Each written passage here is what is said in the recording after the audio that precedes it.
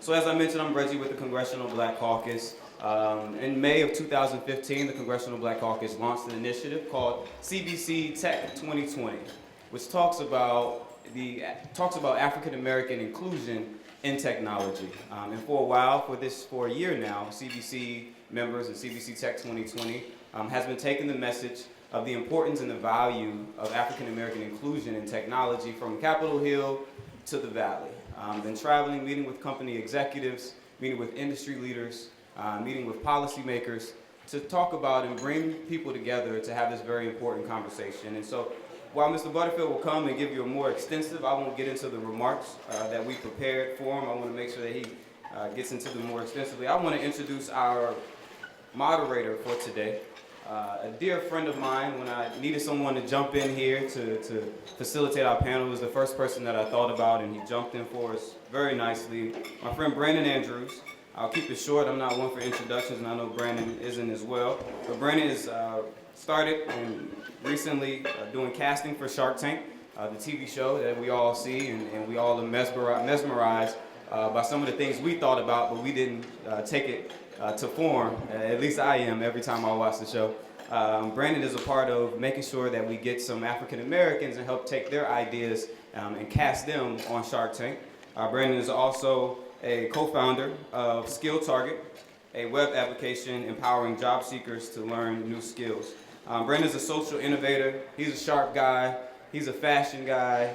He's an all-around just sharp guy and somebody good to know. So give it up and a round of applause for Brandon Andrews. Well, good afternoon, everyone. I hope everyone is as excited as I am about being here at the 2016 Congressional Black Caucus Foundation Annual Legislative Conference to talk about black innovation. As Reggie mentioned several years ago, the Congressional Black Caucus recognized the incredible opportunity that exists for our community in technology and entrepreneurship, put together Tech 2020 and went on a tour actually of Silicon Valley to talk to many of the leaders on the West Coast and also leaders really around the country about the deficit in terms of employment and also some of the other issues when we look at opportunities for black and brown folks in technology. I'm very excited to be here with you. Well, first, Reggie mentioned that I do lead a nationwide casting tour for Shark Tank. We have any entrepreneurs in the audience today? Anybody? Okay, so, I'm kind of in this habit of whenever I'm on stage with a mic in my hand, having somebody pitch at some point. And I know this, it really isn't a pitch competition, but hopefully we'll have a little bit of room at the end to maybe have one or two folks come up and tell us about the incredible ideas that you have or the incredible businesses that you're running. Does that sound good? All right, so I want to introduce our panel today, and what we want to talk about is one, what are the opportunities that exist for our community in terms of technology, and how do we ensure that younger and older members of our community have the opportunity to access the skills necessary to be able to succeed, whether they're working for a technology company or whether they want to start their own business that's based in the tech sector. And so we have some incredible folks. I'm going to start from my right, your left, with Catherine Finney, who's the founder and managing director of Digital Undivided. She came out with an incredible report earlier this year about the deficit in terms of access to capital for black women in particular, but for people of color, women of color more generally, and we look forward to digging in with her on that. Next we have Mr. Ali Abdullah, who is the founder of the Claim It app. Third, we have Ms. Federica Faust, who is the founder and CEO of Power Moves. They do incredible work training entrepreneurs and also doing investing in black and brown entrepreneurs all around the country. Next, we have Ms. Aisha Bo, who is the founder of STEMboard, and they're doing incredible work training younger folks to get into STEM fields. And then last but certainly not least, we have Mr. Jameer Jackson from Nielsen, and Nielsen has incredible, of course, knowledge and understanding of where different communities are currently what their interests are, what their tendencies are, and Nielsen is a sponsor today, so please join me in thanking him for making sure that we had an opportunity to be here today. I think to begin the conversation, and one other thing, Mr. Jason Towns, Mr. Jason Towns is walking right in right now. Thank you so much for joining us. And right up here on the stage, give Jason a hand. He's been running around this week. Yeah, have a seat right there. Yeah. So Jason actually made a really big announcement this week. He's the managing partner of the Towns Group, and he's launched the Groundwork VC, which is based here in Washington, D.C., for black and brown businesses that are in the space here. He's been able to raise some money, to be able to do some investing. He's going to do some acceleration with them as well. And of course, we'll get into talking with him about that. To begin the conversation, I'd love for Aisha to comment a little bit on, one, what are the opportunities for our community in technology, talk a little bit about the work that you're doing at STEM Board, and talk a little bit, if you will, about some of the challenges that are there as well. Sure. Good afternoon. Can everyone hear me? Have all the mics on? Are they on? Should be good now. Try now. Testing. Testing. Okay. All right. Okay. Good afternoon, everyone.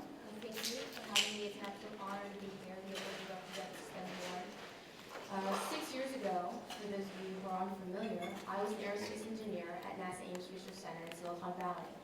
And one of my job duties as a civil servant was to review proposals for the Small Business Innovative Research Fund. And in this capacity, the government brings in innovative services and products. One of the things that I observed was that there are far fewer women and minorities who are taking advantage of this opportunity than I would have liked. However, when my co-founder, who is here today, and I decided to start STEM Board, we did not look at the government as a potential source of capital for our business. We went to the Valley, and we attempted to raise what would amount to a little less than 1 year's worth of full-time salary for ourselves, and we couldn't do it. And after having 6 years being published and managing programs that were upwards of $100 million, it was staggering to me to bring a team of proven engineers into a venture pitch and be told, well, we don't think you can do the numbers that you say we can understand. 4 years later, December will be 4 in February. We're sustainable, we're profitable, we're a Department of Defense protege company, one of 65 in the United States. We have a backlog of work that's in multi-million dollars, where we support defense and private sector clients building hardware and software, and we're 80% African American, with 80, well, everyone has a master's degree or above, really, other than on our communications team. And so I'm here because we've been able to leverage government as a source of capital to not only make strategic investments in technology, but now in our community. We've invested in historically black colleges. We did a partnership with Fayetteville State University where we provided $50,000 to grow out their technical capacity because we as a community need to invest in that. We have hosted science and technology camps domestically and abroad, and now we're designing custom hardware for inroads. And we'll be in 5 inroad cities next year. So one of the things that I want to talk about today in the panel is how do we leverage the government as a source of capital, because they are actually incentivized and have metrics and targets that are designed to help us. Yeah, that's incredible. That's an incredible story. And something that I very often will say is, Shark Tank is a TV show. People are interested in it. It kind of gets people's attention. These folks over here are really doing the real work day in and day out. And we try to find ways through Shark Tank to add value for entrepreneurs. We do pitch prep with them. We do access to capital discussions, etc. But Shark Tank, venture capital is really sexy. But if you want to talk about where the most immediate and sustainable opportunities are, if you want to start and grow a business as an African American, want to start and grow a business that's in technology as an African American, getting into state, local, federal government contracting is really the best way to do it. And so we're going to have a kind of a deeper conversation about that. Ali, I'd love for you to comment as a founder. One, what do you see as the opportunities for our community in technology? And then two, have you had any issues building your team? And if you've had any issues building your team, what would you like to see more? What do you think would be helpful in ensuring that you have more qualified Black and brown folks coming and available to folks like you who have technology applications? Yeah, that's a great point. It's an honor to be here. Thanks for having me. Check the mic one more time. I think what's important for our community, and I think I vouch for this because I am an engineer myself, and so I'm not as fascinated as my fellow panelists, but I think I can speak at the core of inspiring our community to become not just programmers, but also looking at what she's like hardware, software. There's so many different ways that we can continue to innovate, right? There are great products that are in need. And so like how I learn a lot of times is through my teachers, which I call mentors. And my mentors has helped me say, hey, we need to build a great company that fills sort of this intersection between desire and need. And when you look at my company, Claim It, we're just 17 months old, and we've grown pretty fast over the last year and a half. But what's made my company, I guess, pretty interesting to both users, investors, as well as brand partners is that, our desire is that everyone loves free stuff. Would you guys agree? Right? And so, but the need is that brands, retailers, and businesses want the foot traffic, the eyeballs. And so we built an application that sort of merges this, right? And we built it in a really simple and easy way that everyone gets it, and we make money. And so users can win free stuff on our application just for watching a 15-second ad. And so I was inspired by that idea years ago when I had nothing. And so my only skill, which was to be able to program, enabled me to think at least beyond a convention, right? And so I saw an opportunity hidden in plain sight. I started writing 3 versions of the app from 2009 to 2013. At the time I was working at Google, and so I got together with my co-founders and we sort of, risked it all. We gave up our jobs, we raised some money, and the app has been live now. And so I think just really taking a risk and spending time of learning a skill is important. And I think computer science is one of the best skills. Awesome. So what would have been, as an engineering student, as someone that was obviously interested perhaps in engineering, coming up through middle school, high school, etc., what would have been helpful to you if you could go back and give something to yourself, to yourself in the past? What would have been most helpful to you as someone that aspired, as a young person, African American, who aspired to be an engineer one day and potentially, have your own company, etc.? Yeah, that's an interesting question. I think, for me personally, I wanted to be a basketball player. I'm not here to lie and say that my dad gave me a computer when I was 2 years old and paint some story. Well, that's a real story though. I was a track athlete, and the crazy thing about athletics is that one day you're an athlete, and very often if you're in the playoffs or you're at nationals or conference championship or something, you're at the top of your game, and then literally the next day you have to fall back on whatever it is that you were doing besides whatever athletic pursuit that you had. So my problem was I couldn't dunk. Since I couldn't dunk, I realized when I went to 3 schools. I graduated from a small school in Harlem called Bread and Roses. I went to Alfred State College and I studied and I majored in computer science. Left the school, I went to Columbia University. After 1 semester, I left Columbia University, I went to MIT. And so I then dropped out of MIT, which is crazy because my mother needed help, and so I ended up in a dishwasher position job. Sort of the upscale rooms in Times Square, which is called Hawaiian Tropic. So for me, I think that. You still on? I think for me, it was. I have a lot of obviously disorders that you guys can probably tell. So, for me, the way my teachers were sort of, my mentors and my parents would tell me, was that, sort of think big, right? And whatever ideas you have, the skill that I have at the time, which was being able to actually hack our product, was to use that to my advantage. And so, He's passing you a mic down, man. Yeah, we're gonna use that one. it's much better, like the congressman. And so, I think for me, when I started thinking about building ideas, at least in college, when my peers were the privileged, my peers were coming from the wealthy, my peers, were those who didn't look nothing like me. I found that to be really something that can actually motivate me. And so, my daughter is 7, and I try to teach her the importance of obviously developing the skill, Yep. not just swimming, which she loves, but also developing a skill that can actually be in need. And so I think our students need that. I'm not sure if I answered your question at all. Yeah, you're telling your story. It's great. But I think for me is that every day I have a mission, and my mission is to be able to think of the future.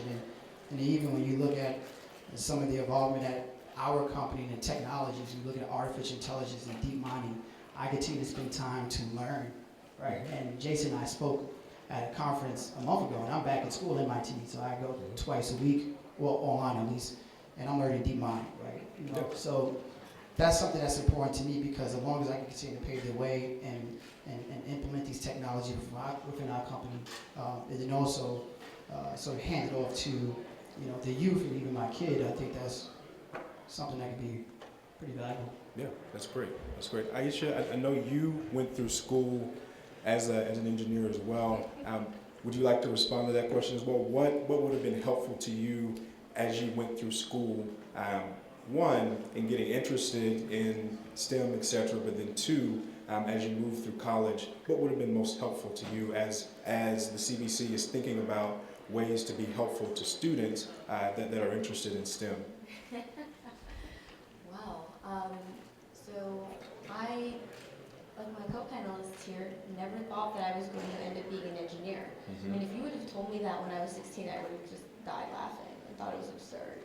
My high school guidance counselor told me that I should be a cosmetologist because that's all that she could think of for me, right? And I ended up in community college. And it wasn't until my dad essentially bribed me to take a math class that I accidentally discovered that I had some type of, intellectual fortitude. So,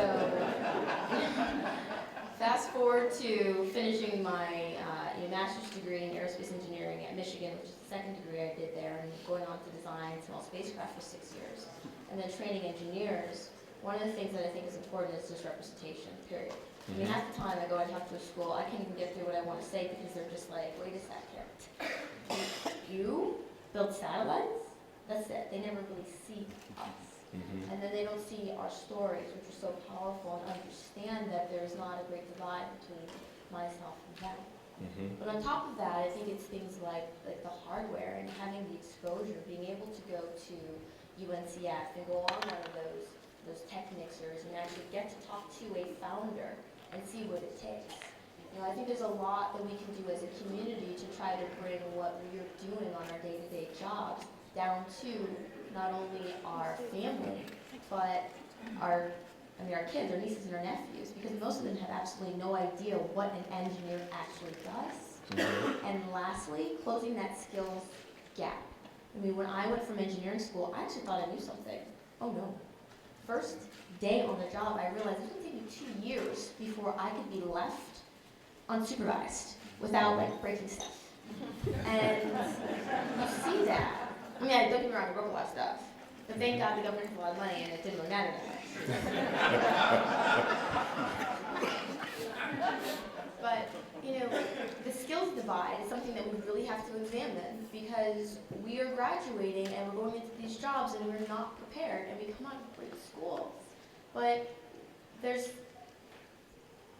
in very creative ways. So they're looking at funds like Jason, myself, power moves, like things that you're doing to do that. And then the other group has been government. And government really is actively working to figure out how to address this. And this is where you all come in at. You can again put, some wind beneath some of the things that are coming through, talk to your Congress people to make sure that they're figuring out ways to do investments. So those are the two groups that we see really from an LP and a fund. Just to let you know the size, to be an LP and a fund, you usually have to be able to invest. For us, the floor is $250,000, That's a lot of money, right? So you do have to be a big institution, someone who has a lot of money to invest, or very, very, very high net worth person. There's not that many African Americans who are that high net worth. There's something like around 10,000 Black millionaires. Of those, maybe only 1,000, 2,000 are actually liquid, meaning that they can write that check. So, you know, it's really those two foundations in government. So I'd like to add a couple of things. I've been doing this for about 20 years now. So when I started about 20 years ago, I was investing primarily in hardware, software, enterprise software stuff. At that point, there was nobody. I mean, there were just no Black folks at all, right? I mean, there are not a lot now, but there was practically nobody back then. And I look 10 then, I look 12 now. But so it was really difficult, certainly, to gain any kind of access to capital back then. One of the things that I've found, so I've done this as an entrepreneur. I've raised money for my own company, which I sold about 4 years ago. I've done it as an entrepreneur, as an investor, both as a personal investor, investing my own money, and also investing corporate money. I ran a $125 million fund that invested in companies. And then also now, you know, sort of in this space is Power Moves. And one of the things I can say is that a couple of places that people forget about, and you can actually talk about this in your company, is that corporations actually, I find, tend to be far more likely to invest in companies of color than venture capital funds. So do not discount, do not think about strategic partners like Nielsen or other corporations if you are an entrepreneur looking for capital. And that also comes back to CBC. You guys can lean on corporations, continue those kinds of investments, not only in companies but also in funds. So that kind of support. And I think one of the things that's really, to me, inspiring about what everybody on this panel is doing and all of us who are sort of committed to this space right now is it's a very supportive space. You'll see all of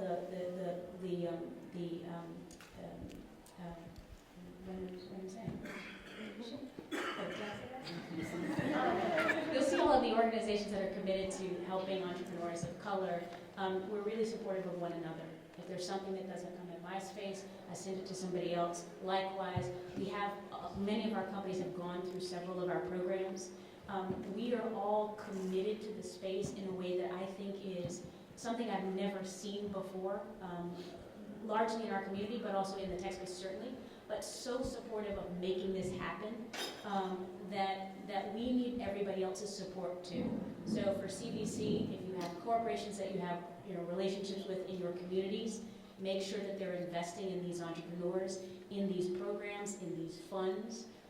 Your governments, your local governments that you are a part of, making sure that they likewise are doing that too.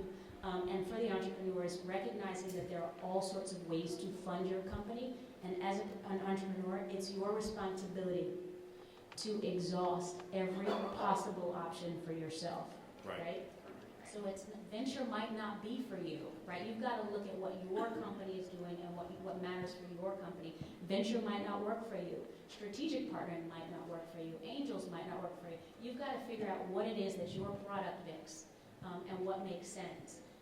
But I also will go back to the public-private partnership stuff because I think that a lot of times, particularly for the tech companies, they underestimate the power of public-private partnerships for tech. We often think that government money is really for, I'm starting a barber shop or I'm starting a local restaurant, right? So I'll get some government help there. But the government is really active right now, and everybody should be sort of taking advantage of that. And the funds are there and making sure that you're doing it. And who's the largest recipient of government funds right now? That company in that Elon Musk? That's correct. Pretty much 80% of his business. So let it be known. All right, so to be respectful of time for everyone, we're only going to take the final 5 questions that are here in line, and we'll do them in 2 groups. So if you 2 brothers don't mind, I'm giving us a 1-sentence question. I'll have the panel respond, and then the final 3 folks in line will give us a 1-sentence question, and then they'll respond to that in group as well. Okay? So you want to ask together? Yeah. So you ask your question, and then the brother behind you will ask his question, and then the panel will respond, and then we'll do the same thing for the next one. I'd like to introduce myself. My name is Jacoby DeBose. I have a lot of experience. I used to actually teach computer science and physics. I started a few startup companies. I used to be a mobile app developer also for a few of the healthcare industry. So I'm on my third startup right now, and I hear a lot about, you should go this place or that place. Probably driven over 100,000 miles over the last year, pitching to investors, started a video streaming startup. So we hear a lot of stuff about Silicon Valley and how it's so popular for tech. But as an African American entrepreneur, I just want to ask: does location actually even matter? Okay.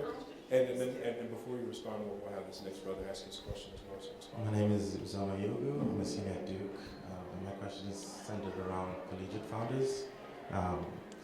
So, your parents have sacrificed a lot for you to go to college and get a good job. And I'm at the point now where I have a full-time offer at Microsoft. Some of my partners are deferring their offers to kind of build a business.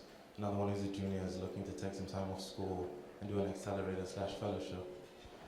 What would be your advice in terms of, my dad is very against me. I'm not going to go work at Microsoft. So I'd love to get some advice and insight in it. My husband works for Microsoft, so I won't like a right document.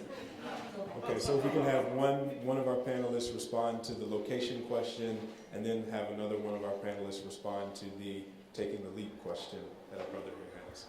I would say on the location question, one, it depends on what you're doing, right? Because entrepreneurship is different depending on which markets you're in. For example, Chicago is very B2B, right? If you're in Silicon Valley and you're raising money for a tech company, if it's a retail-based tech company, they have no idea what that's New York, right? So it kind of depends on what you're doing. But more broadly, there's money everywhere, right? And I think now what you're also starting to see trend-wise, and folks, you correct me if I'm wrong here, but now what you're starting to see is a lot of bubbling up in other places. So Atlanta's got a lot of stuff going on right now, and Catherine's doing a lot of stuff down there, and DC, of course. So I think that you don't need to necessarily move to Silicon Valley just to get your business up and running. You do need to have support within your communities for folks who are investing, but that's happening everywhere. Also, question about And as a parent, I've got 2 college-age daughters, and I'm having this discussion. I can tell you right now, Dad just wants you off the payroll. You can figure out a way to make an entrepreneur opportunity work. He just wants you off the payroll. So, I think Jason has something to add very quickly here. Yeah, so to the question about about moving to the valley, what I think is that I agree that innovation ecosystems are popping up all over the country now, and there's now support. You have to learn how to navigate it and figure out where things are, but the opportunity is out there. The other thing that you can also do, and what I advise startups that I work with or advise and have invested in, find a way to build your Silicon Valley network without living in Silicon Valley. Right. You can plan a trip out 4 days, once a quarter, and get the same value as the person that's out there slaving in a 200 square foot apartment that you're going to pay $3,500. I sure did, absolutely. I had one of those. Still do, actually. And so the reality is, no, you don't have to live there. And so I spend 70% of my time in DC, 30% of my time, 30% of my time in the Valley, and then 10% other. It's everything that you need is accessible without having to be right, sitting in this space. And to your question, you already know my answer. I advise this guy's startup. He's amazing. Please, anyone who's a professional in this audience and wants to speak to one of our amazing young people, reach out to this young man and ask him what he's working on. It's really interesting. What's your company? Absolutely. I am a partner at the Relief Group. And what we're doing at Relief is we're taking the brightest minds in the diaspora, like in this room, and we're connecting them to Nigerian businesses to help them scale. So we've seen as time has progressed, the old model of development has never worked. It's just shooting capital into emerging markets. And what we're doing is we're really disrupting that model and using human capital. And so if you'd love to hear more about how we're doing that and how we're building that, I'd love to speak to you, because we are still pre-revenue, but we're moving into a phase where we do really want to try and raise funding. Awesome. So I told you guys we were going to have somebody pitch before the end of this, and Jason made sure I it should have happened. had to jog you for that. Always right. be promoting your company. Exactly. All right, so same thing with the final 3 questions here. Just give us your name, 1 sentence question quickly, and then we'll respond in group, all right? Thank you. Good afternoon. My name is Chichi Nakwe. I'm a AAAS Science and Technology Policy Fellow working at the National Science Foundation on the Innovation Core program. Whew. Amen to all of that. So a lot going on. I sit at the intersection of education and STEM entrepreneurship and promoting that, and I have a question about scaling. So how do we work collectively to scale all the support that's out there in the public and the private space to actually leverage all the knowledge that we have in this room and on the panel, especially when it comes to sharing the best practices for becoming an entrepreneur across the country. So I want to know if you have thoughts around scaling, using social media, anything around that. Awesome. Hi, everybody. Thanks again for an amazing and informative panel. My name is Manny Chow. I'm the founder and CEO of a company called Layer Cake. And my question to you all is, in our company, we're focused in the market of Tanzania.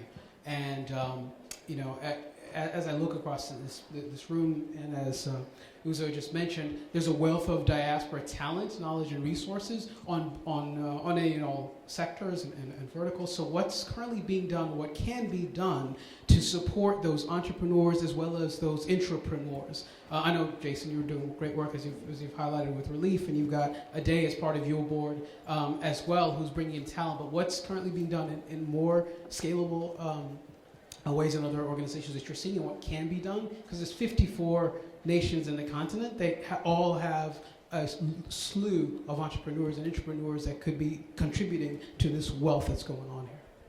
If I'm not mistaken, MBDA just rolled out a program specifically If I'm not mistaken, MBDA, which is the Minority Business Development Agency, just rolled out a program pretty specifically focused on Africa and supporting entrepreneurs who are doing things on the continent. So that's one resource. Yeah, that's right. We can have our brother ask the... I just want to commend everybody. It's a great panel that you have. My name is Victor Russell, and I'm with MMR Realty Advisors, and we have multifamily and office development in the Texas market. And I'm also the managing director for a hedge fund that we're looking at investing in the technology area. One of the questions I have, maybe some of your experiences in looking in the sovereign fund space in terms of raising equity. We've got a little over $500 million in total assets in our real estate company. And we're looking now to go outside of that, as I say, with the Texas Real Estate Hedge Fund is the name of the entity. But we want to be able to contact some of the sovereign funds and be in a position to see if we can attract them to bring capital into the space that you guys have the expertise in. So I just want to have some kind of thought if you've had some experiences in the sovereign fund space. Well, that is a heck of a final question. Congrats on everything that you're doing. And so just to quickly recap, first question is, how can we scale the programming that a lot of folks are doing on this panel to support entrepreneurs more broadly? 2, how can we connect to our brothers and sisters on the continent of Africa and make sure that they are, one that there's a symbiotic business relationship that's there, but then 2, again, how can we scale and take these entrepreneurship training opportunities to our brothers and sisters there, and then 3, how do we tap into sovereign funds if anyone has any suggestions there. So if we can get one person to respond to each one of those, and then we'll close out. Real quickly about sovereign funds, we're doing some work around that, Dubai, Indonesia, other places like that, and I'm not as deeply involved in it as my partner Gayla is. She has a really strong investment banking background, but one of the things that we found is that relationships are even more important outside of the U.S. than they are here. And so we've benefited greatly both from her relationships, and then also there's a fellowship program that I encourage you all to apply for. It's called the Eisenhower Fellowship. It's actually chaired by General Colin Powell. He's been in the news lately. But it's a fabulous network. They bring folks from outside in. You leave and you go to different countries.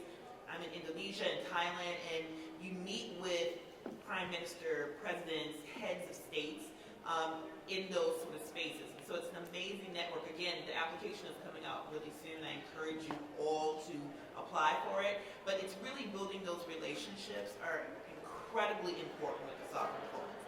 More important than your school, more important than everything is building those relationships.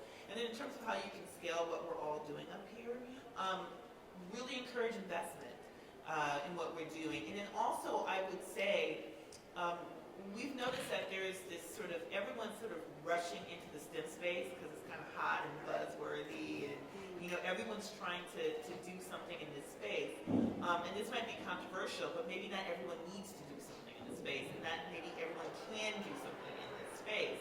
And so I think there's a little bit of discernment that needs to happen, not just with the CBCs, but other funders, NSF, of who can actually do the work we need to have done.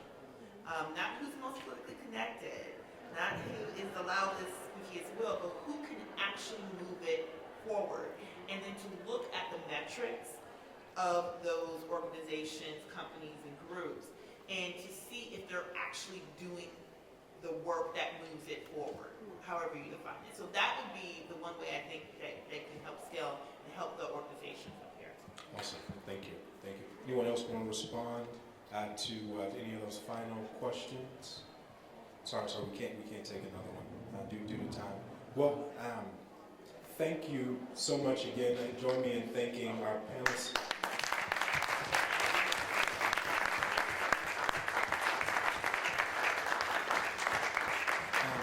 I do believe a couple of them will probably be around if you'd like to connect with them afterwards. Reggie, do you have anything from the CBC before we go? Okay. Well, thank you again for joining us for our Tech 2020 discussion. Definitely happy to be here. Thank you for joining us at our discussion. And again, hopefully you will connect with us and help us push this initiative forward into the future.